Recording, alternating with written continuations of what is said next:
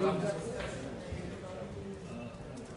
pleasure and privilege for me to introduce to you Mr. Shukla. He's a senior IS officer of the 1994 batch. And in terms of his background as a student, his education background, he holds Bachelor's of Engineering in Mechanical Engineering and a Master's in Nuclear Engineering. Apart from this, he's done numerous international trainings. Some of the notable ones are into lake conservation and management from Japan, and recently into river management and water conservation from China. Until the recent past, he was the collector of Bhopal. And at present, Mr. Shukla is the CEO of the Mahatma Gandhi National Rural Employment Scheme. He's here just today to talk about his work and to interact with you regarding rural management and development. So I'll straight away give it to Mr. Shukla. Take it from here. Thank you.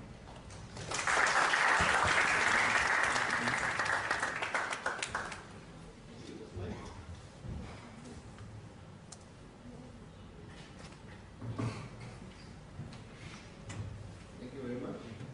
In fact, it's a privilege for me to be on the campus, and just talking to Mr. Sanjeev Saxena, I also take a little bit of credit during my tenure as collector Bhopal. This beautiful campus was conceived and came up during that tenure, and I was also a part of the inaugural ceremony when this institution was being opened up for new visitors. So it's really a pleasure to be in the campus and amidst all of you. Regarding myself, I can tell you I belong to Indian Administrative Services. We in IAS, we start our careers from a very small low-key probation in the districts, where we are thrown open to the field realities to understand what administration is all about, and also what kind of services are expected out of us during the course of our career for next 30 to 40 years. So that 1 year of probation is really a very eye-opening experience, and we are made to stay in villages, far-flung remote villages, and it is ensured that we actually stay in the village and also in the same conditions in which the villagers live, so that we get to appreciate and understand what are the issues at the village level, and how people living in the far-flung area they are faring. And as we progress during the probation only, we are exposed to gamut of activities, including exposure to all the government departments and about their functioning. The probation period is one of the best periods we have during the entire career of ours. And we are also exposed to classroom trainings in the academy which we have in Missouri, a very beautifully located place. So we undergo these 2 years of rigorous training, and then we are given an independent assignment, and we start our careers as a sub-divisional magistrate. Most of you who have ever lived in not I would say very urban areas, but slightly more usual towns, they would know better what a collector means, what a SDM means, what a tehsildar means. So we start our careers as SDMs, who is at the helm at the subdivision level, who looks after the law and order and also coordinate various developmental activities.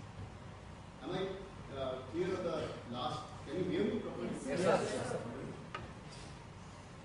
And then as we progress, we take bigger responsibilities at the district level.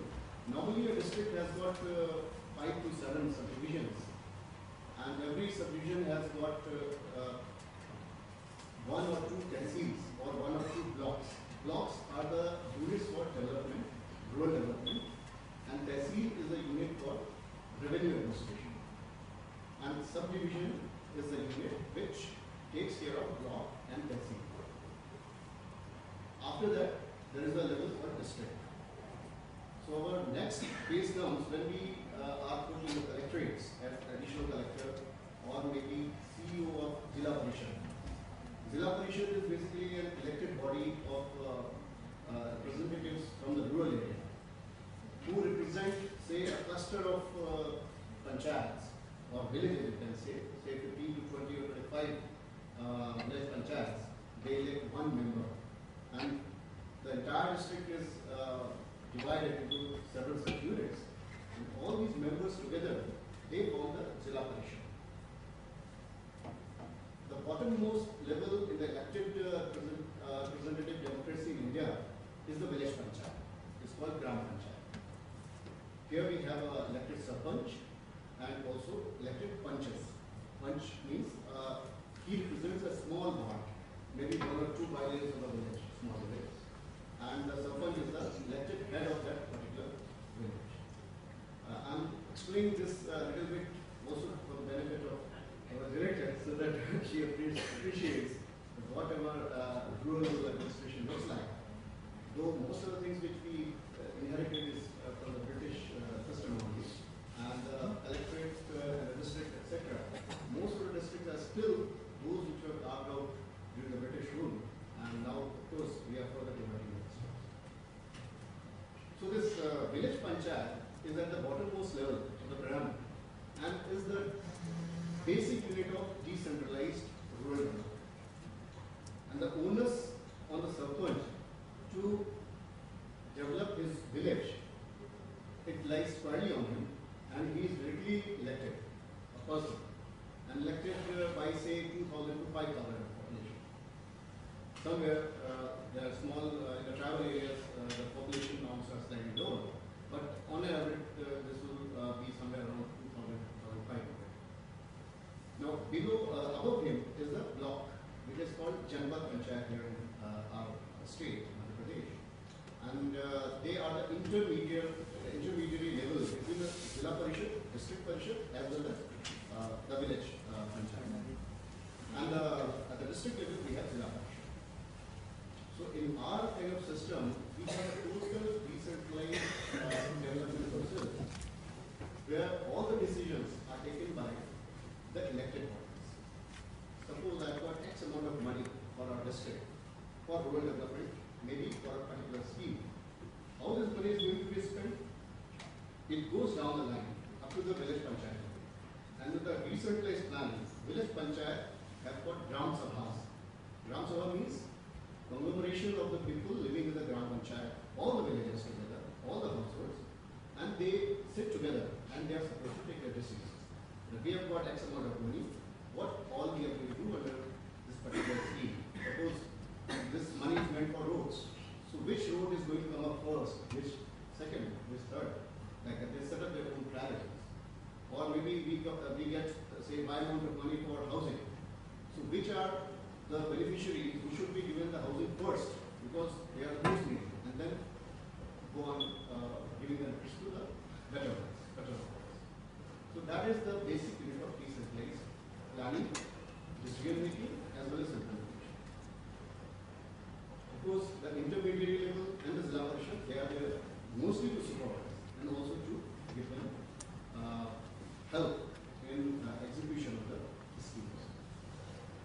Now, presently I am representing and standing here as the Chief Executive Officer of State Employment Guarantee Council. What State Employment Guarantee Council is? Basically, in our country, we enacted a law in 2006, which is a very revolutionary and I would say path-breaking law, which gives people living in rural areas, this act empowers them to exercise their right to employment. Today, we sitting in the upper area don't have this right. We can't go to the government and say that, look here, I need an employment, please provide me within such time, otherwise I'll be, you will be liable to pay me unemployment allowance. We don't have that. The people in our country now, from 2006 onwards, have got this right to claim employment. Anybody who is unemployed in a village and is ready to do unskilled work, this is now restricted at the moment to unskilled work. That is primarily manual work. If I am a villager, I don't have any skills, I am not educated, I don't have anything to do. The agriculture products in my field are not enough to sustain me for the entire year, and I need something to do.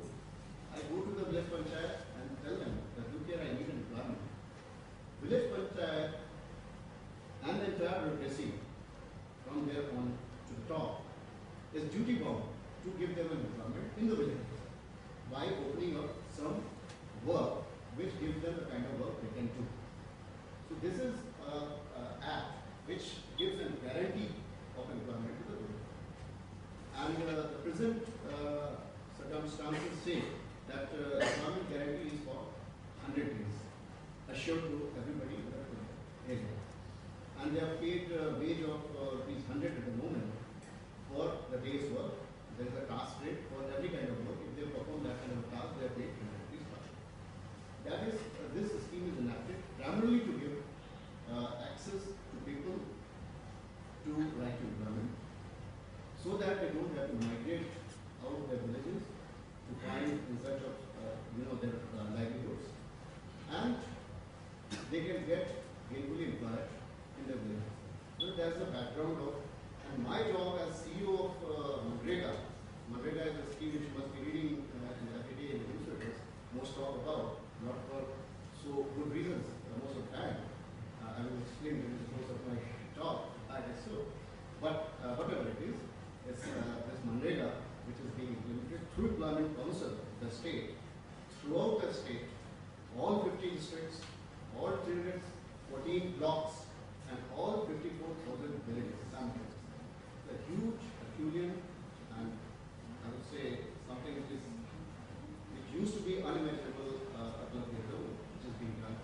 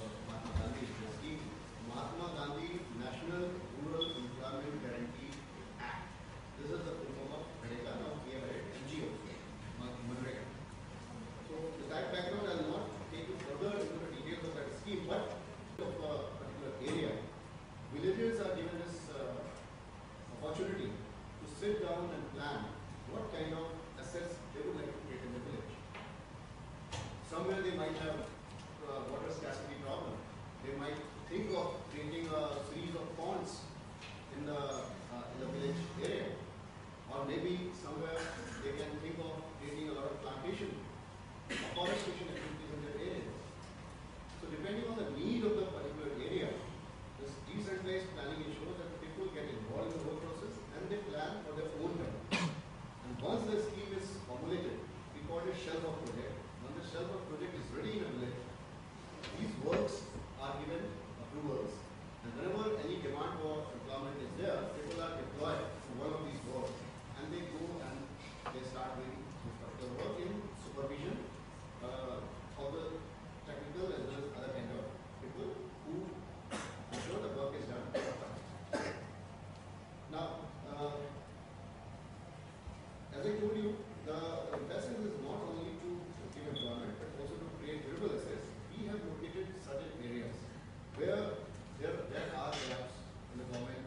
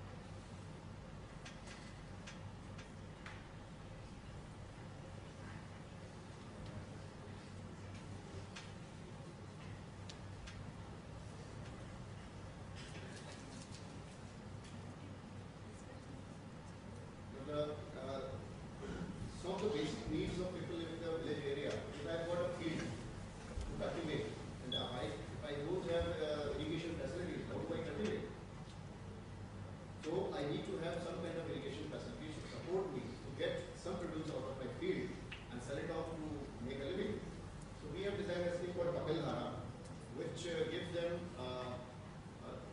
which ensures that they can create irrigation facilities in their own field.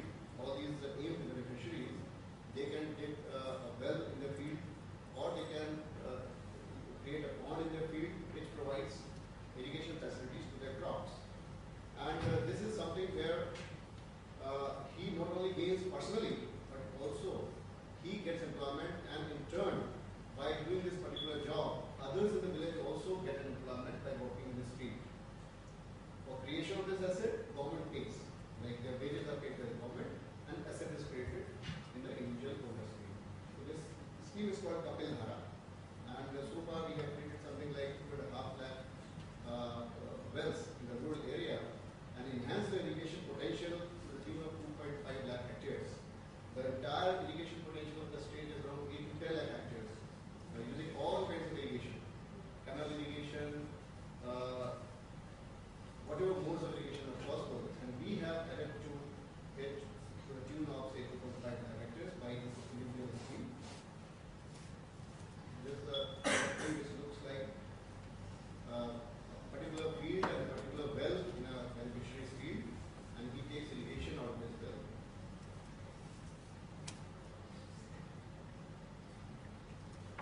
Another kind of scheme which has been created under Narega is Bhumi Shield.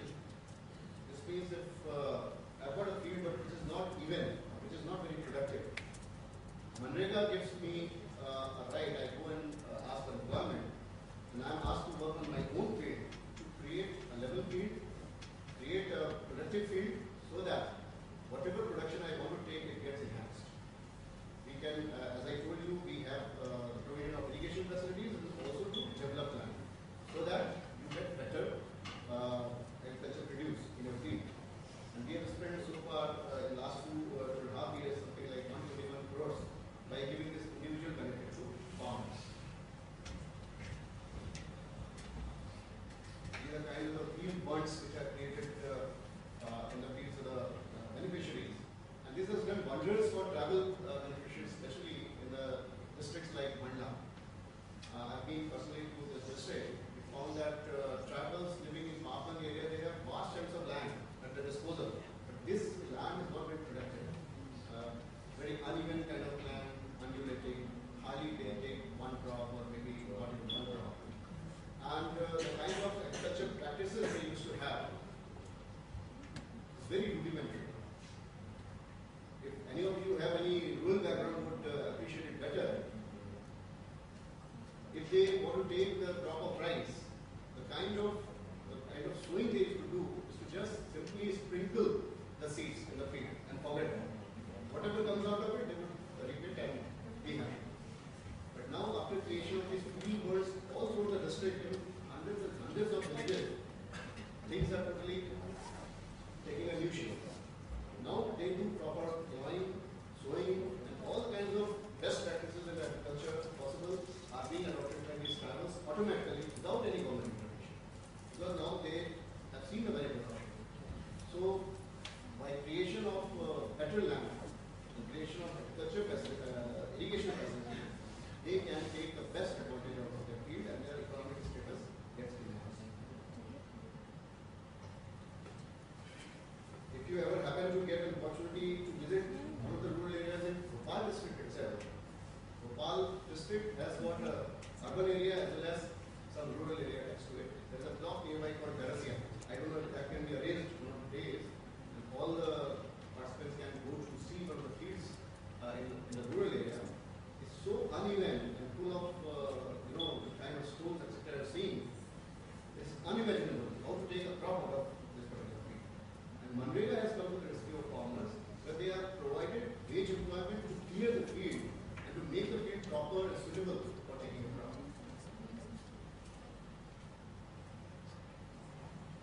Another very ambitious scheme called watershed scheme. Watershed, I'll briefly tell you what watershed is all about. Watershed means any field, if you see the vast channels of field, any field has got a certain slope, and whenever you have rainfall, the water runs off. Some of the water is absorbed in the field, and other the entire water cannot be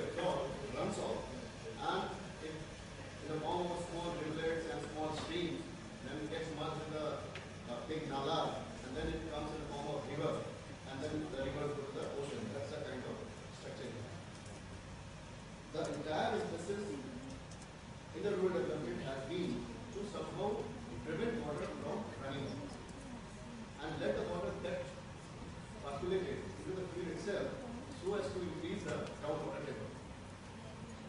These are very small nitty-gritties, but these are very important, vital for the survival of our own humankind. And so much of work is being done in these areas.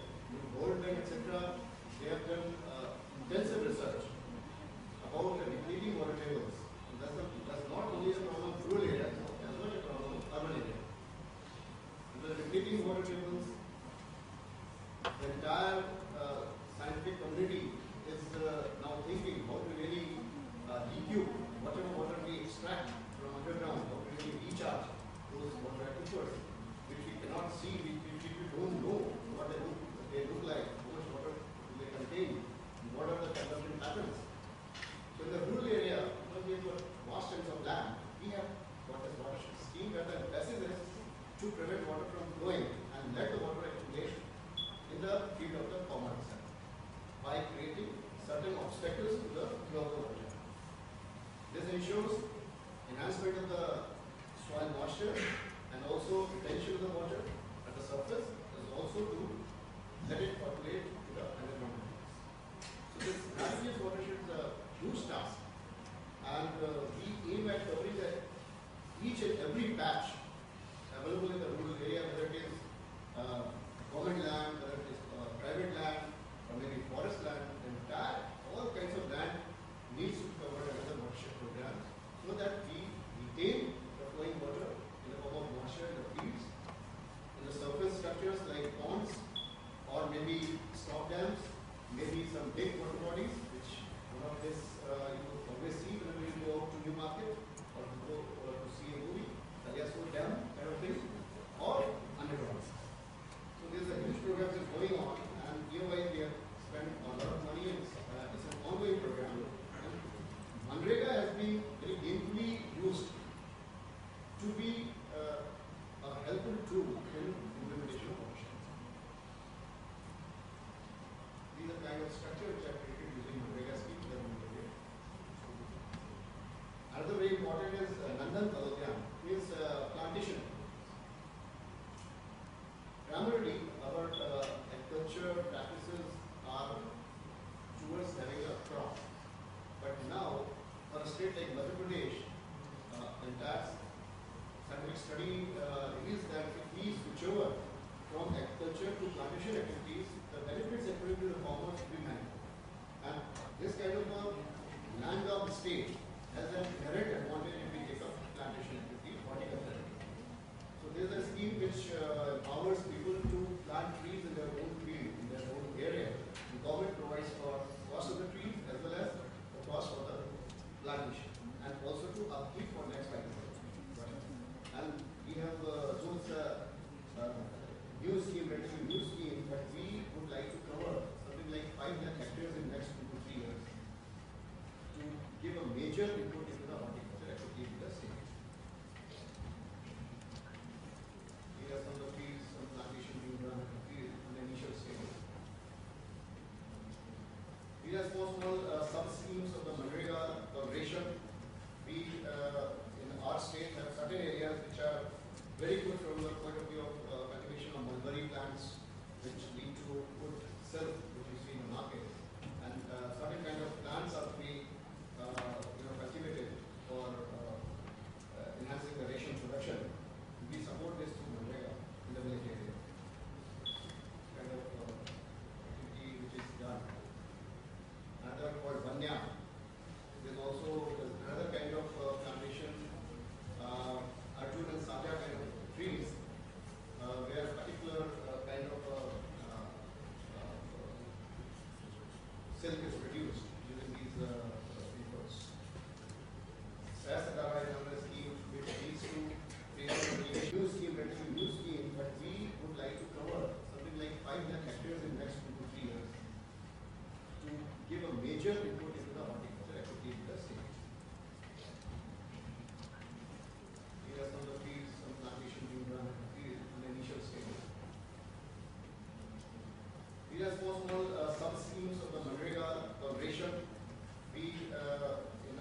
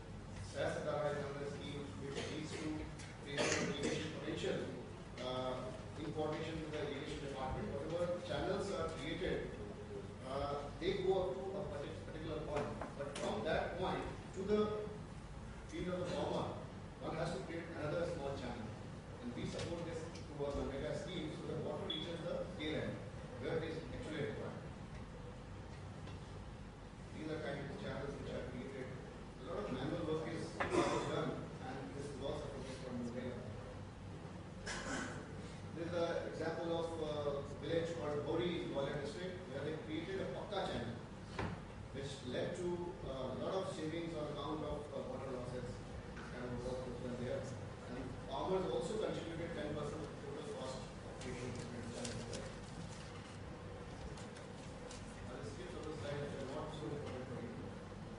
Catchment area treatment in any watershed area. Most important thing is to treat the catchment. Like when you see the upper lake, we see water body in Bhopal, but where is the catchment? Catchment is in a district, neighboring district called Sihor.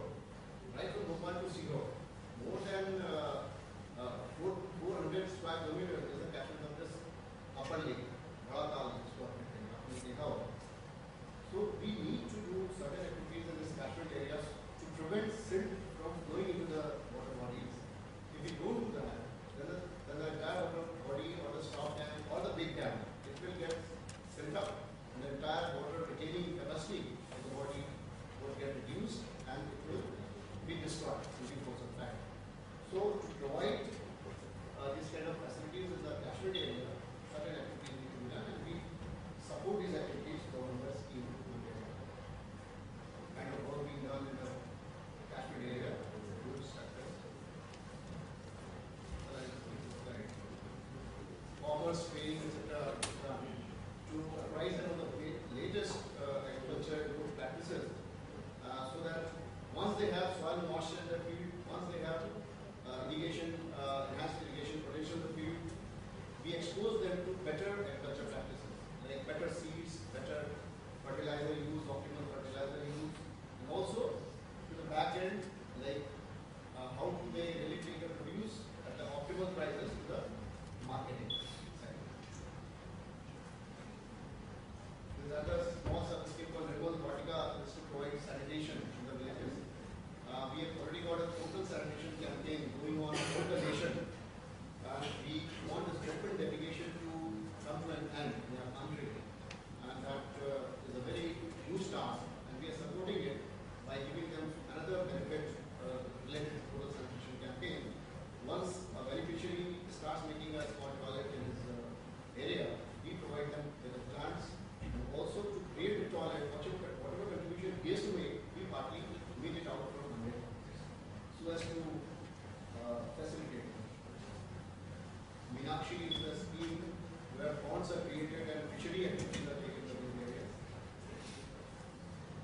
Well, I think it is going to be too much for you if I take you further. Yeah.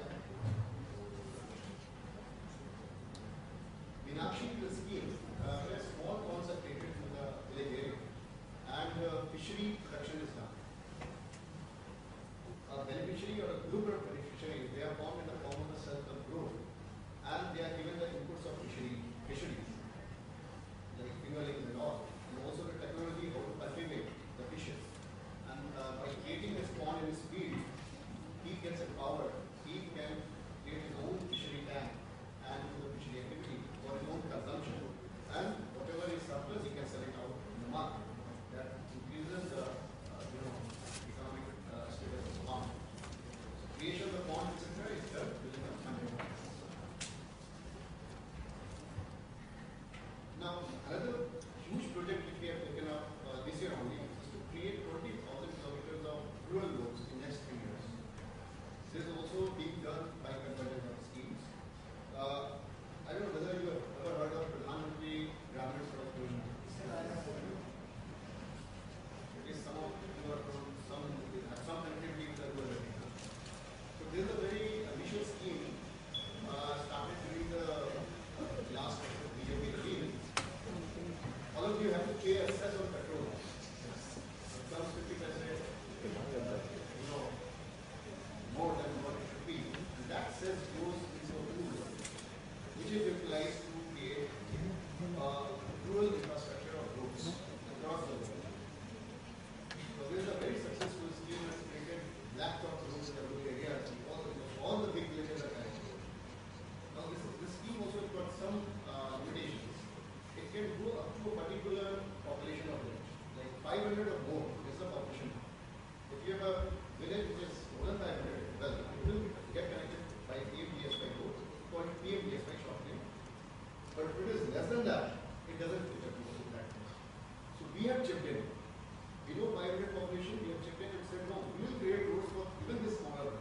Even if the population is 20, we will go and create a road. In our state, there is so much of diversity in the travel areas, travel districts. So small hamlets are there, 15, 20, 25, 50, 100. We have umpteen number of villages in our state which have population less than 250. Very small. But let them not be disappointed.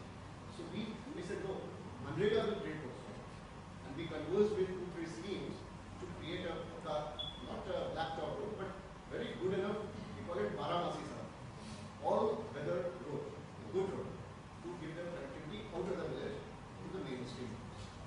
And we are going to spend something like 3,300 crores in next 2 years to create infrastructure, and 40,000 odd kilometers will be constructed. The planning process are going to explain to you about Gram Sabha, Gram Panchayat, intermediate district panchayat, work. Federation model also have to be. So the entire emphasis of Manrega is to basically create durable assets using the wage employment scheme. And these assets could be of any of these forms: land development, water conservation, or waterproofing. And out of these activities, we augment the potential in a particular village for better economic activities to take place. And once the better economic activities take place, it leads to better livelihood options for the villagers and to sustainable development. That is the whole philosophy of you see how do we work it, that principle, how it is employed. We converge our schemes with other schemes and other departments to do the gap filling. And from there on, we see that by way of wage employment and asset creation, we need to sustainable development. This is the model. Now, I will not bother you with the road ahead, and these are small details which should not bother you.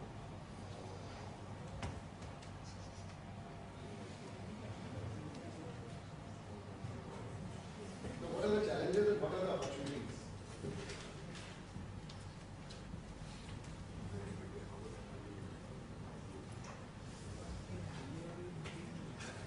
To implement a scheme of that sort is definitely easier said than done. We still are living in a different era, and one who has not lived in a village perhaps would not appreciate what a village looks like, how the village life is. That is a good suggestion. I would like to ask all of you, if you can please raise hands, how many of you have ever visited a village? Please. How many of you have ever lived in a village? Not bad. I think thank you. I thought that I'll be interacting with people who mostly come from metros and would hardly know anything about the village. But if you have ever lived in a village, you would know what kind of life in a village is. Power outages are so common. I would say not so common. Whenever you get power, it's a bonus. Like most of the time, it's not there. Connectivity is so poor, health facilities, education facilities, all these are bottlenecks. And this kind of a scheme which is being implemented throughout the state in all the villages, we have to ensure that the benefit actually goes down to the beneficiary. And because the money is devolved through the elected representatives like Gram Panchayat and Sarpanchayat, there is always a likelihood that there will be misappropriations, defalcations, corruption issues, money going down the drain without being effectively used to create an asset. Since 23,000 elected panchayats in our state are involved in execution of this scheme every year, naturally questions are going to be there to be answered. And something like 6,000 crores is my budget for this year. I have to spend 6,000 odd crores to implement my scheme in all the villages. Last year I spent something like 4,000 crores. So that's a quantum of 23,000 villages. On the one hand, our villages are no more the villages of yesteryears, and there used to be hardly any resource. If you have to create a road, you wait for years for the funds to get accumulated to that extent, so that you time on your head, and there's a pressure that will be spent. Every panchayat is topped up by 4 lakhs of rupees. Whenever they use 3 lakhs out of it, immediately another top up comes without asking any questions. That's the kind of scheme mechanism. So money is here.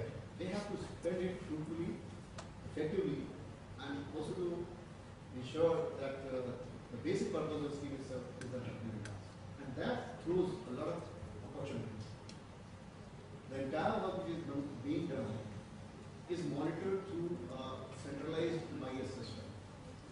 And this MIS system is operated from Delhi, our central government. They have got an NIC server and they have given a MIS infrastructure.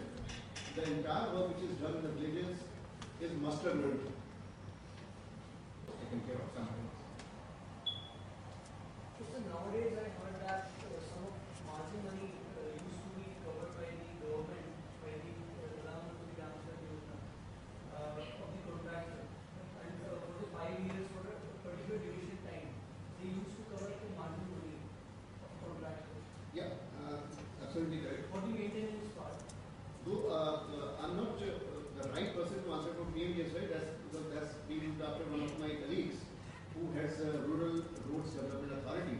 There's another agency created for that. And he is also a part of a Rural Development Department. But of course, this kind of inbuilt system is there, where if I take a contract for building a particular road or network of roads, maintenance for 5 years comes built into it. And I tender for that cost also. So this kind of systems are being worked out in Pradesh also and being. So you're talking about such huge amounts of money in this distribution. So you must be facing a lot of people issues and conflicts because some of the villages might be asking for programs. So what is the regulatory authority on this? Who makes the decision if there's a conflict? How it is handled? But if you talk of intra-village, you will be glad to know this. Narega is one scheme where there is no conflict. Like anybody who works faster, who consumes money, gets more money. It's absolutely open-ended scheme. And there are no caps whatsoever. If you are able to consume 1 crore, fine, you do it. If you are able to consume 2 crores, you take 2 crores from that. It's absolutely open-ended. On that account, there are no conflicts. So then there should be checks, right? Maybe a village is pretending to use it and not actually using it. Coming to the second part of it, just taking the money and consuming it means to deploy this amount into some useful, gainful activities which are provisioned under the scheme itself. And for taking care of the supervision part, we have got an army of engineers. I've got 2,500 engineers at my disposal from the state, whose sole job is to ensure that the money is put to the intended use. And whatever works are designed in the scheme, they are taken up in the right address, and they do the valuation part of it. If somebody says, someone says that I have used 5 lakhs for this particular work, my engineer's job is to ensure that this 5 lakhs is actually spent there. And he sends us a report, and based on that only the topic of takes place. That is one. Now the inter-village conflicts are presented here. In the village, there are different kind of communities. Village is a board in itself. Sitting outside, we just say a particular village. But if you ever happen to have lived in a village, you find that village, there are so many layers. Caste, creed, religion, economic status, all kinds of, hierarchies are there, especially in a feudal structure, and which is equally true for northern India as well as southern India. To tackle those kind of inequities, government has provisioned that certain disadvantaged sections get the grant. Like as I told you, SC/ST beneficiaries and all weaker sections, they are put first when they equals, so that they get the benefit first, and then it occurs down the line. So that kind of checks and balances have been incorporated into the scheme. And secondly, since the scheme is to be implemented by elected representatives, in our representative democracy, we have a system of reservation of seats. Like my panchayat today may be a general candidate surplus. Next time, whenever election happens, it will become which comes will be scheduled class. Another year it will become scheduled track. So that takes care of other disparities so that everybody gets suitable due whatever should be. Yes, ma'am.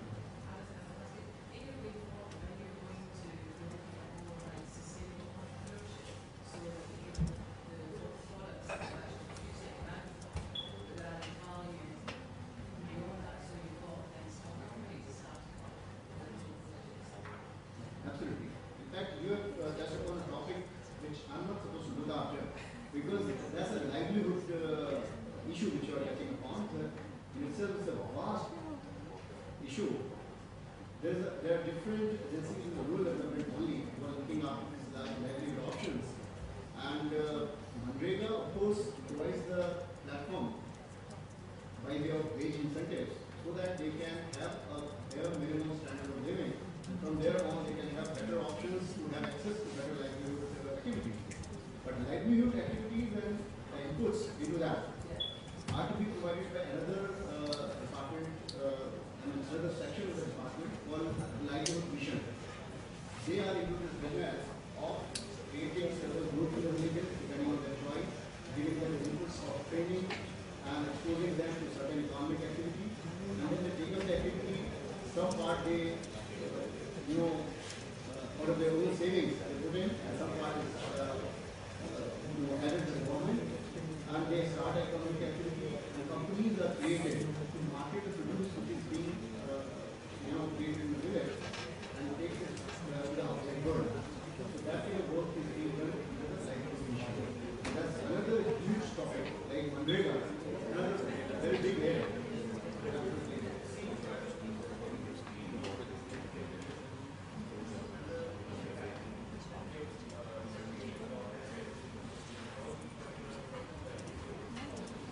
Well, there are some inbuilt provisions in Manrega, like by doing a manual work on the work site, if somebody gets injured or some mishap happens, we have a provision of providing compensation to the family. If one is permanently disabled because of any of the manual work being done, he is provided compensation for that, and the entire treatment of the government. And for even small injuries, he is given free treatment as well as compensation for those many days for which he was unable to perform work in the field. So those kind of inbuilt provisions are there. Of course, health aspects on a regular basis are looked after by the health department, and by way of our own structure of district hospitals and block level and primary health centers, so that chain of health management, health services are provided.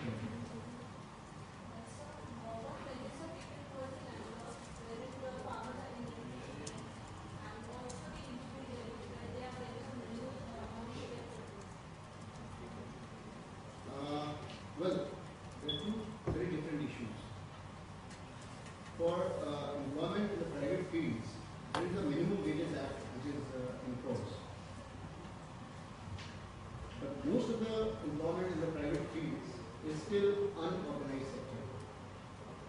Wherever we have organized sector, we can enforce the labor laws and we can ensure that the minimum wages are paid to the person who is rendering work by the employer. But in the unorganized sectors, these things are better left to the market forces.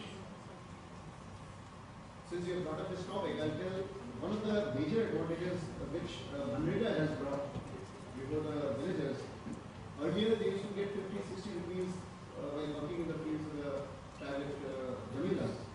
Now, out of Manrega, since they get an assurance of 100 rupees per day, their wages for working in the private field has gone tremendously. Their incomes have gone to those stakeholders.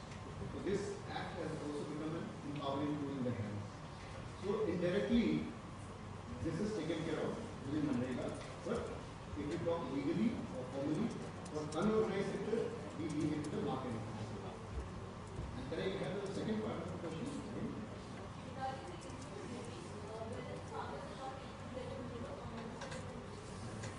Well, for that, another department is called Agriculture Department, and the Mandi Board is there. And Mandi Board's mandate is to ensure that the farmers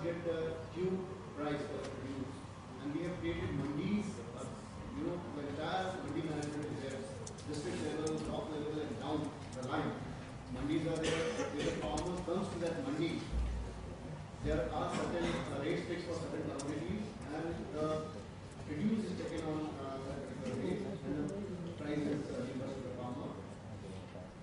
For those activities for which this minimum price is not there, they are left to the market mechanism, but systems are not being created whereby in every mandi they can have an information about prevailing prices all throughout. So that if I want to produce in my field and I don't know what is the prevailing rate today, network systems are being created in mandis which will flash that this item is being sold in Bombay for this price, in Delhi for this price. So I have a clear idea what should be the minimum price of which I should offer my product. So that kind of enabling provision is there under the Mandi Act, that Municipal Act which we passed. Sir, in Manrega program, we got different schemes regarding agriculture, irrigation, and fisheries. So we have any scheme related to the power supply to provide to the villagers, like starting a small generating station or micro project, so that they can be given power in isolated grids just for the villagers. Just for the villagers. Something very innovative coming out now. Definitely, we can create some schemes where a part of that would be financed from Manrega. But so far, we don't have any such project in hand. But for renewable energy resources, we can of course coordinate with our department and find out where any such kind of work is possible in a rural setting where they can create electricity or power in a decentralized manner and use it there itself. Now things are coming up, technology is improving, generators and biomass generators are coming up, small units are coming up.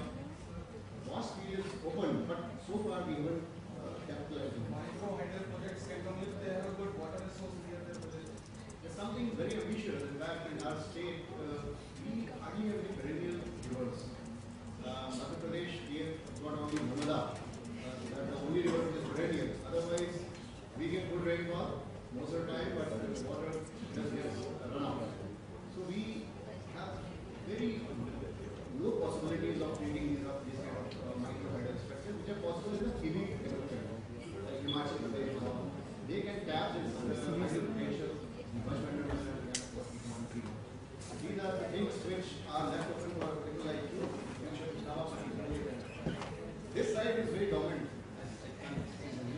Yeah. This side is very active and this side is very dominant. Left, right. What about the leftist?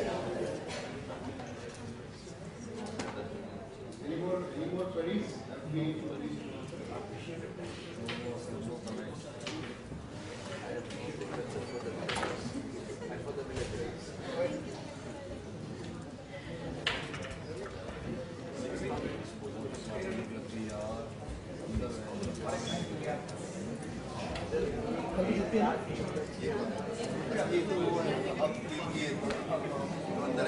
Which Manrega has brought before the villagers. Earlier they used to get 50-60 rupees while working in the fields of the private Zaminas. Now the Manrega says they get an assurance of 100 rupees per day. Their wages for working in the private field has gone tremendously. Their incomes have gone to those states. So this act has also become an empowering tool in their hands. So indirectly, this is taken care of using Manrega. But if we talk legally or formally, for unorganized sector, we leave it to the market. And can I have the second part of the question?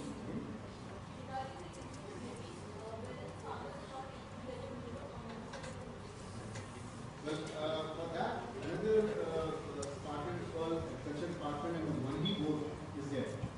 And Mandi Board's mandate is to ensure that the farmers get the due price for the produce. And we have created mandis, the entire mandi management is there, district level, block level, and down the line. Mandis are there.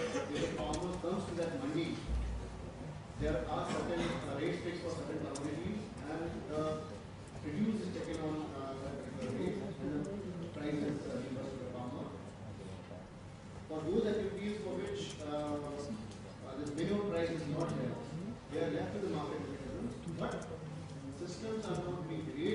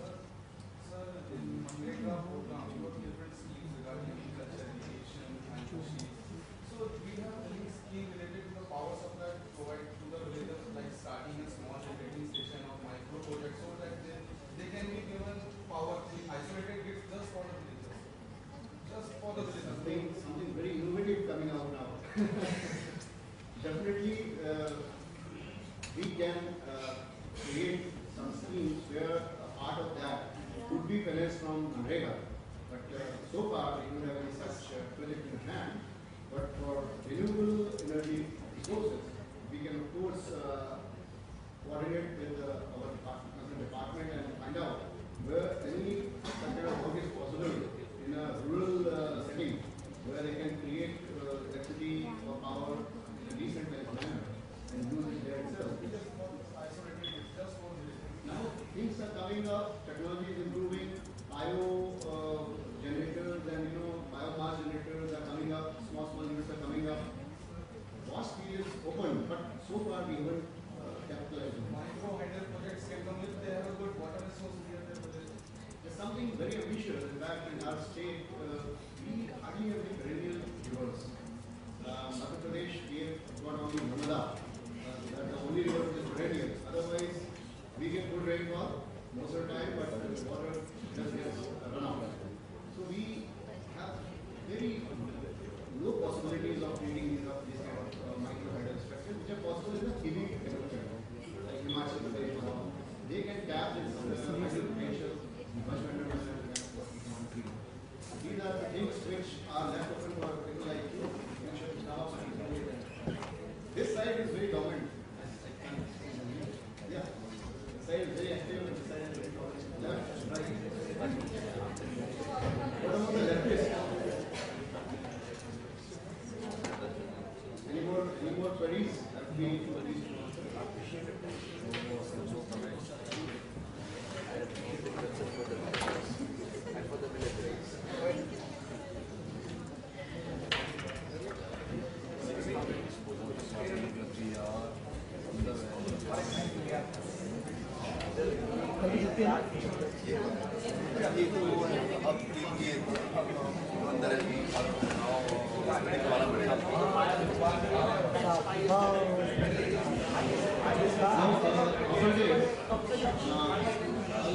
Just play a small video clipping. This is a news item in NDTV. I worked as collector in 4 districts. One of the districts called Sagar was posted. I just wanted to take you through the actual nitty-gritties, how things are tackled at the grassroots level, especially in the district. Just tell you something about the Sagar district. It's a huge district. I mean, more than 2,000 villages. And so centralized an administration is that most of the things actually happen at a district level. And to reach out to the people at large is really a very tough task. And to monitor the impact of government schemes and how these are being implemented in the Paplan area, at the grassroots, is definitely a major challenge. And when we talk of these things, especially in the present circumstances of having limited access to villages, poor infrastructure and all, it makes it more difficult.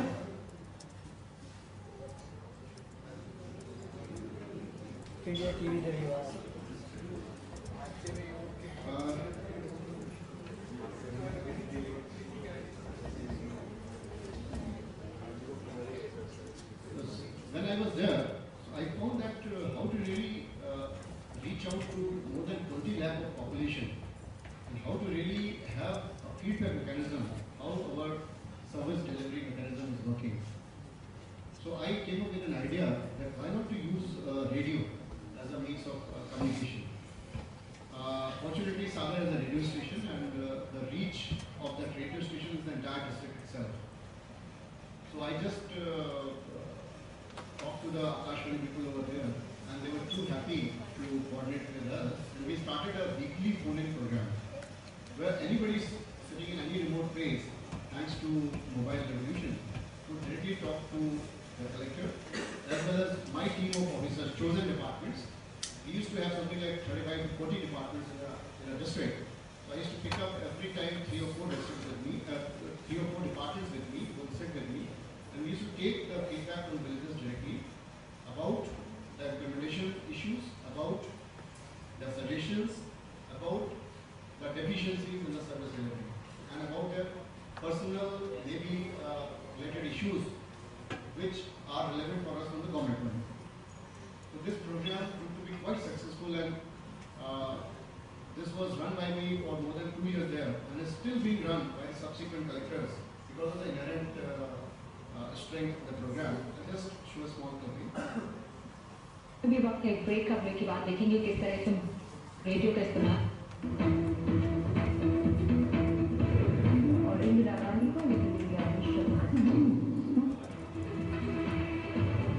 आगे है इंदिरा गांधी के जन्मदिन पर उन्हें हमारी श्रद्धांजलि और कैसे याद करते हैं लेकिन उससे पहले बात एक अनूठी पहल की का खास जरिया भी बना है, लेकिन मध्य प्रदेश के सागर में इसका इस्तेमाल प्रशासन को जनता तक पहुंचाने के लिए हो रहा है।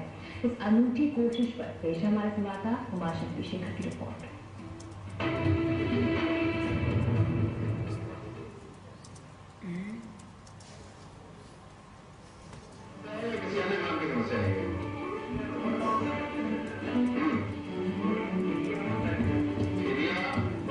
ये आकाशवाणी सागर, इस वक्त यहाँ एक लाइव कार्यक्रम चल रहा है और इस कार्यक्रम में अनाउंसर के रोल में सागर के कलेक्टर शिवशेखर शुक्ला।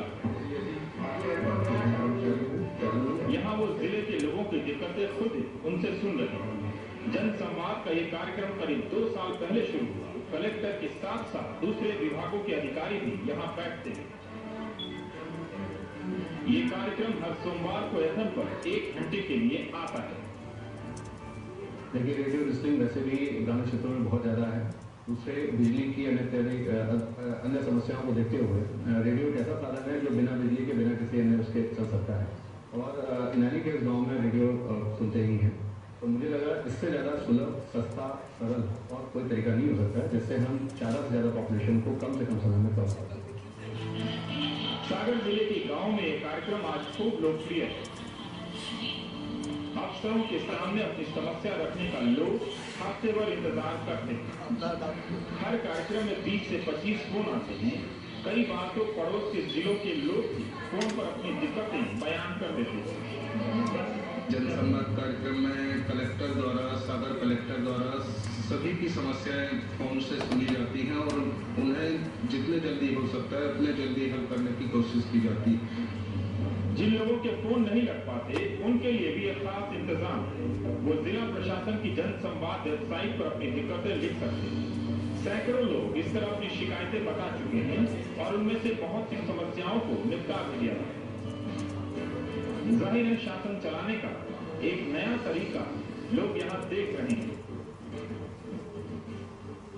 इस कार्यक्रम की सफलता को देखते हुए अब जरूरत इस बात की है कि इसे मध्य प्रदेश और देश के दूसरे जिलों में भी लगाया जाए।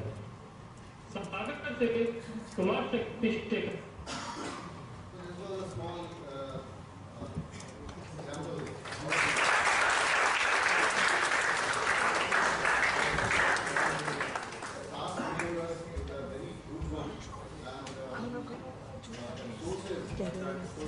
Sometimes are very limited.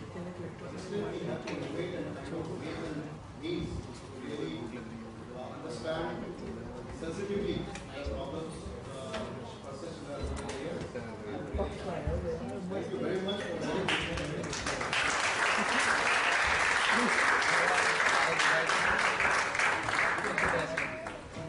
Thank you, sir. If we just invite Sri Saxena to present from our side. Sparing time for us. Thank you very much, sir.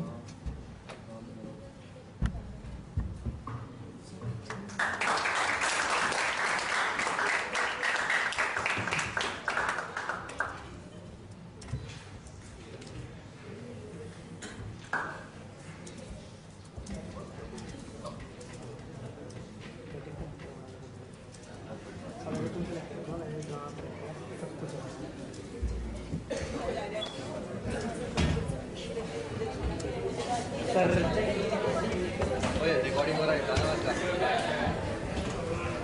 सब देख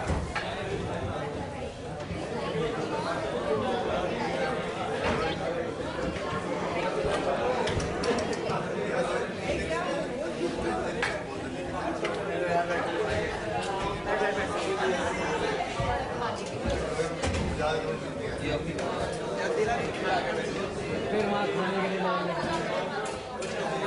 सर वी वांट फूड गाड़ी बिना petrol की नहीं चलती